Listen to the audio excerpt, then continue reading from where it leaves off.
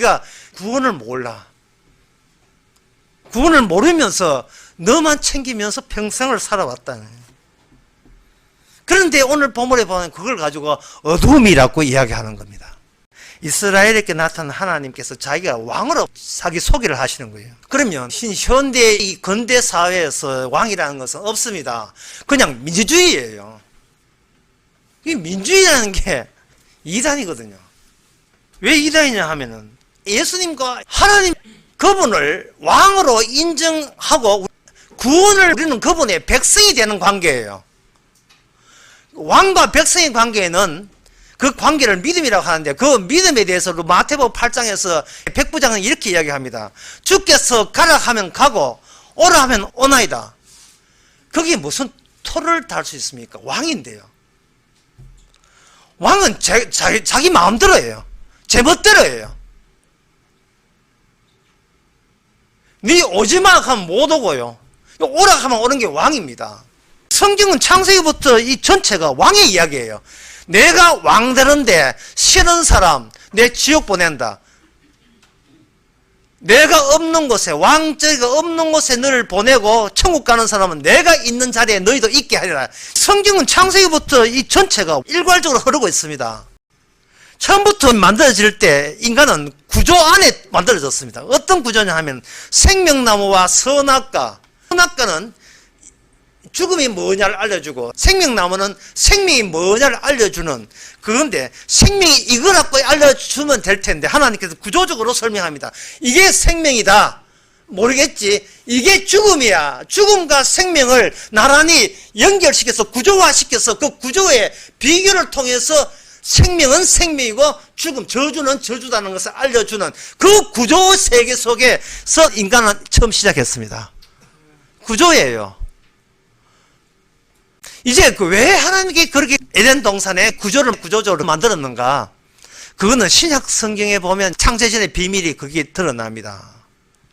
그 구조가 장차 예수님 십자가 죽었다가 부활과 관련되어 있어요. 예수님이 이 땅에 와서 올라가는 그 경로가 구조의 원천입니다. 그러니까 예수님 오시기 그 전부터 창세전의 비밀이 구조가 만들어졌고 그 구조의 비밀은 예수님의 십자가, 예수님께서 나 이렇게 일했다가 창세전의 에덴 동산에 구조적으로 이루어졌기 때문에 그렇게 된 거예요. 그러면 왜 구조가 선악과 생명나무 그 구조가 그것부터 시작하지 않고 십자가부터 해명이 되어야 되는가? 그 에덴 낙원에 하나님께서 악마를 들어오는 것을 허락을 했어요. 악마가 뭐를 무산시키려 하냐면은 악마는 이미 구조적으로 저주받도록 되어 있어요. 이거는 예수님께서 귀신 들린 청년하고 대화할 때 이미 멸망하기로 한 사실, 구조적으로 악마도 본인이 알고 있어요. 지옥이라는 날 위해서 구조적으로 만들었다 알아요. 그래서 악마가 있는 이유가 예수님이 왕이라는 것이 너무나 일방적이고 왕에 복종하지 않다면 다 처벌받는다라는 것이 왕의 왕됨, 다른 말로 하면 주님의 주대심은 비교되는, 그 주대심과 왕됨을 싫어하는 비교되는 다른 대상, 악마죠. 지옥갈 악마. 악마가 비교하면서 예수님을 왕으로 드러내는 방법을 하나님께서 구조적으로 사용하신 거예요. 악마가 뭐라고 하냐면 선악과 따먹지 마라 하니까 악마가 따먹으라고 붙인 겁니다. 악마 본인의 존재 자리에다가 인간을 집어넣는 거예요. 나한테는 왕이 필요 없어. 왜? 내 최고 명령자니까, 내가 왕이니까 무슨 왕이 필요해. 이게 선악 구조입니다. 그래, 이 선악 구조는 그걸 주께서 알아서 이 선악 구조를 따먹게 함으로써 주께서 첫 번째 조치가 뭐냐면 생명나무를 못 따먹게 생명나무를 격리시키고 말았습니다. 그래야 구조가 굳어지니까 내가 있는 이 자리에 있는 생명나무가 사라진 거예요. 그러면 구조적으로 생명나무는 내가 있는 자리에 존재하지 않게 되는 겁니다. 생명이 없는 겁니다. 건너갈 수 없는 다른 장소에 생명나무가 있었어요. 주께서 선악 구조 그 조치를 하신 거예요. 어떤 사람이 이런 식으로 이 구조에 대해, 이 복음에 대해서 공격을 해요. 하나님이 있는 것은 나를 사랑해서 나를 구원하라고 주께서 십자가 진 게 아닌가, 이렇게 이야기했다 이 말. 하나님은 인간을 사랑했어요. 성경에 인간을 사랑한다는 말은 없어요. 하나님은 세상을 사랑하지. 하나님은 인간을 사랑해서 자기 목숨을 대신 줘가지고 우리를 천국에 보내기 위해서 주께서 십자가 죽었다, 이런 이야기를 하는 겁니다. 그래서 제가 야, 이 사람이 진짜 막이 구조적이다. 왜 그러냐 하면 내가 인간이라고 하는 그 인간이라는 단어는요, 선악과 따먹기 전에 인간이 아니고 선악과 따먹고 난 뒤에 이미 독자적으로 악마적인, 나는 내 인생은 내가 알아서 뭘 선택하냐에 따라서 내 운명은 결정될 거야. 그 악마적 사고방식, 구조적이 아니고 비구조적이야. 난 오직 나에게 환원되는 그 구조를 가지고, 자, 하나님이 내한테 뭐 해줄 거예요? 좋게 결제 올리면 내가 사인 해줄게. 하나님 날 위해서 십자가 죽을 거예요. 그럼 십자가 믿어줄게요. 그래 나온 거예요. 인간이라는 단어가 구조적인 단어를 모르고, 인간은 내가 하는 단어가, 그 인간이라는 단어가 동일하다고 생각한 거예요. 구조적으로 내가 구조적으로 인간이라고 우기지만 인간이 아닐 수 있다는 구조적으로 생각을 못한 겁니다. 진짜 인간 따로 있어요. 예수님이 인간이거든요. 그래서 예수님이 자기를 인자라고 한 거예요. 인자와 인간의 대결 구조예요. 내가 인간의 여기고 하나님 보고, 어이, 우리한테 뭐 해줄 거요? 잘해주면 믿고 안 해주면 안 믿을 거야. 이게 선악체계예요. 내한테 이익이 되면 나는 할 거고, 이익이 안 되면 안 할 거다. 이게 선악체계예요. 생명체계는 그게 아니고 왕이 결정하는 거예요. 내가 그냥 생명 주면 받아 먹고 안 주면 지옥 가고, 그게 왕이 왕다운 면모에 가락하면 가고 오락하면 오락 가면 지옥 가고 천국 오고, 아버지께서 내게 보내지 않으면요 아무도 예수님께 오지 못해요. 성경 전체가 그 구조 이야기 한다고요. 올해는 얼마나 내가 이익이었나. 그거 계산할 수 있는 것은 내가 지금 엉터리 나기 때문에 그 계산을 하는 거예요. 베드로가 대답하여 그러되 다 주를 버릴지라도 나는 언제든지 버리지 않겠나이다. 다 주를 버릴지라도, 여기 있는 12자 뭐 해가지고 자기 빼놓고 다 주를 버릴지라도 나는 주를 버리지 않겠습니다. 이게 베드로가 예수님한테 먹힐 줄 알았어요. 제 성의와 제 신심과 제 신앙과, 지금 보고 계시죠? 다 버릴지라도 제 솔직한 진실도의 마음은 내가 주님을 사랑하고 주님을 믿습니다. 누가 봐도 나는 신자입니다. 주여, 이 마음 알지요? 라고 베드로가 이야기하는 거예요. 베드로가 구조적으로 뭘 생각했냐 하면은요, 구원은 내가 이런 결심하고 이런 고백한다고 구원되는 게 아니라는 걸 몰랐어요. 구조적으로 몰랐어요. 베드로는 이렇게 돼야 돼요. 모든 사람이 예수를 믿을지라도 나는 주를 버릴 겁니다. 왜 그런 말을 못합니까? 나는 나를 믿어서는 안 된다는 거예요. 절대로 믿어서는 안 된다는 거예요. 왜? 선악과 따먹은 이후이기 때문에. 구조적으로. 주님께서 이 세상을 구조적으로 나가는데 광야에서 물이 없지요. 물이 없는 곳과 약속의 땅에 물이 있는 곳, 젖과 꿀이 흐르는 곳과 구조적으로 대비시켜 놨습니다. 천사도 구조적이에요. 선한 천사, 악한 천사. 성령 오기 전에, 성신 오기 있기 전에 사울은 악신이 있습니다. 그리고 다윗은 성신을 받았어요. 두 구조적이죠. 대립되죠. 주님도 이 땅에 와서 그냥 낚싯대로 건져가는 게 아니고 자기가 친히 저주가 무엇인지, 십자가에서 버림받은 게 무엇인지를 보여주고, 자기의 생애 자체에서 구조적이에요. 버림받았다. 그 다음에 아버지로부터 건짐받았다. 주님께서 도적같이 오신다는 것은, 마태복음 25장 29절에 나온 것처럼 너는 아무것도 없는 거다는 거예요. 아무것도 없음. 아무것도 없는 자야. 그런데 네가 주님께서 도적같이 오신다는 것은 그걸 몰라요. 네가 그래서 타작마당에 뭘 보냐? 쭉정이를 가려내죠. 뭔가 껍데기는 있는 것 같은데요, 안에 없어요. 텅텅 비어 있어요. 아무것도 없어요. 없는데 마귀의 사주를 받은 우리들은 자꾸 남하고 비교해가지고 네 얼마 가졌노? 나 이것 가졌다. 자기 가진 것 가지고 평생을 사는 보람으로 느낍니다. 보람으로. 그러면 하나님께서 우리를 왜 창조했겠는가?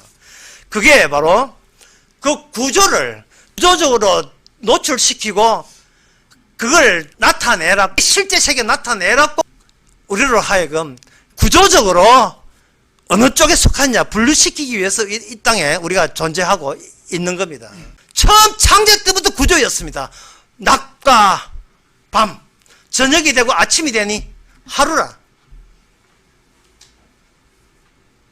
그 다음에 창세기 2장에서 선악과 생명나무 구조적이죠. 구조적으로 거리가 다른 영토를, 다른 자리를 만들어냈어요. 그 구조를 확실하는 방법은 뭐냐? 주님께서 창세기 3장 24절에 이같이 하나님이 그 사람을 쫓아내시고, 구조적으로 쫓겼지요. 다른 자리에 쫓아내시고, 에덴 동산 동편에 그룹들과 두루 도는 화염 겸 빙빙 도는 불로 인하여 이게 막혀 있어요.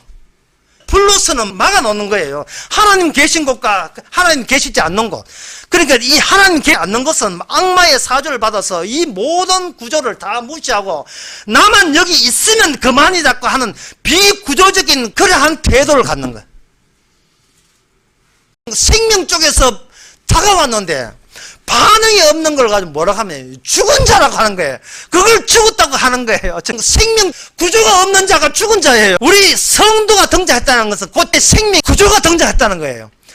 우리가 비록 모자라고 작다 할지라도 그 안에 주의 생명이 성령이 함께 있으면 그 자체가 구조적이고 주님의 복음에 대해서 반응을 나타내는 생명에 속한 천국에 속한 사람이 되는 겁니다. 그런데 산자는 어떤 모습인가?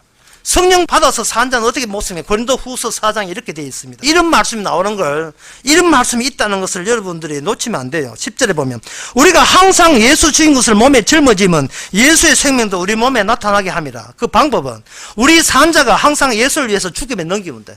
살아있는 내가 항상 예수님께 죽음을 넘기는 거예요. 왕에게 넘기는 거예요. 홀로 있으면 죽음인데 넘기면 구조입니다. 주여, 구조 안에서 생명입니다. 그걸 알고 주님께 넘기는 거예요. 모든 일이 구조의 구조됨을 드러내기 위해서 나로 하여금 전자, 입자로서 사용하시는 거예요. 윤리 도덕 필요 없어요. 윤리 도덕은 나의 돌파를 해버리면 윤리 도덕 너머의 세계에 도달하는 겁니다. 자기 자신을 생각 안 한 겁니다.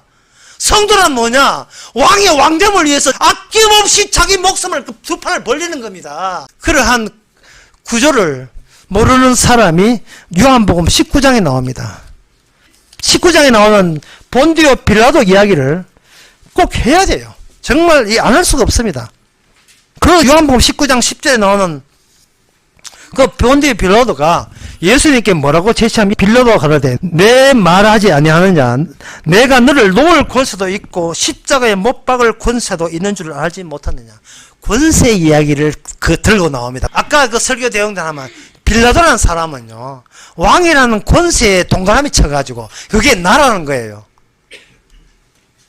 나는 지금 뭔가 패가 있다는 겁니다. 남에게 내세울 만한 패가 있다는 게. 니는 돈 있고 니는 뭐 자식 많지만 나는 지금 이 나라의 왕이라는 권세를 나는 동그라미 쳤어. 그게 나라는 거예요. 인간이 나라 할 때는 뭔가 뭐 가진 게 있다는 뜻이에요. 가진 게 있다는 뜻이에요. 쭉정이 주제 이러고 있는 거예요. 주님께서 이야기합니다. 네가 구조를 모른다. 네가 가진 권세, 그 권세 누가 줬는데? 요한복음 19장 11절에 보면 예수께서 대답하시되 위에서 주지 아니하셨다면 나를 해야 할 권세도 없었다. 네가 나를 배차고 반대하는 것도 그것도 구조적이야. 인간아, 구조의 필요해서 너는 나를 죽였어야 돼. 너는 나를 죽여야 돼. 구조적으로.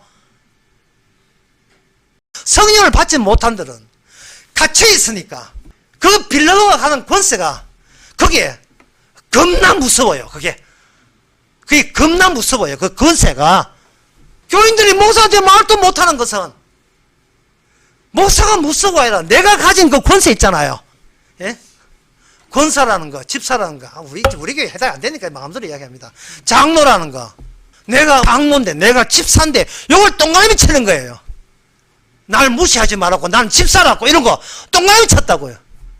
그러니까 지 동그라미보다 목사 동그라미 더 크거든요.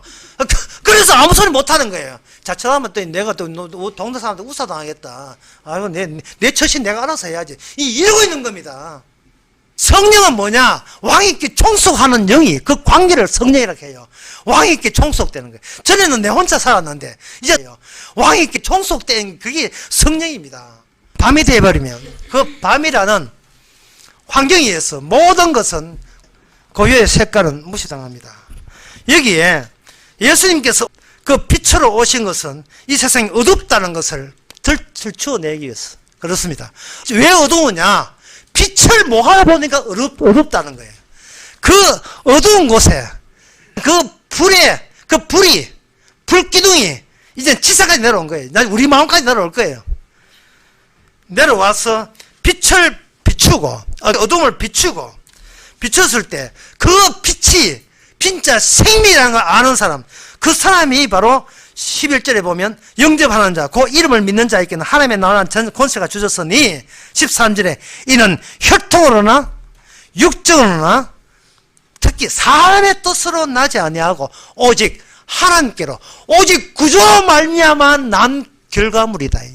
오직 구조로 진짜 생명이라는 걸 아는 사람, 주님이 십자가 그 용서만이 생명인 것을 증거하기 위해서 그 구조에 넣어주시다니 감사합니다. 구약의 이스라엘 사람들은 다른 불을 제사하게 되면 그 제사장도 죽어요. 불 자체가 구조를 이야기하는데 불 너머의 세계가 아니라 다른 이 땅에 있는 것 가지고 하나님이 신앙생활, 종교생활 한다고 흉내나 내고 티나 내고 그럴싸하게 신앙 티내는 거, 그걸 경계선 안 넘으려고 아주 발악을 하는 거예요. 내 걸 지키기 위해서. 그게 뭐가 나쁜데? 내 건 내 천당하게 뭐가 나쁜데? 자신을 구원시키기 발악을 하는 그 모습, 그게 지속된다면 그 사람은 성령 받지 못한 사람입니다. 그 어둠에 속한 거예요. 구원이란 내가 알던 그 세계에 있지 않고 주님만 아는 그 세계에 함께 있는 것, 그게 바로 구원입니다.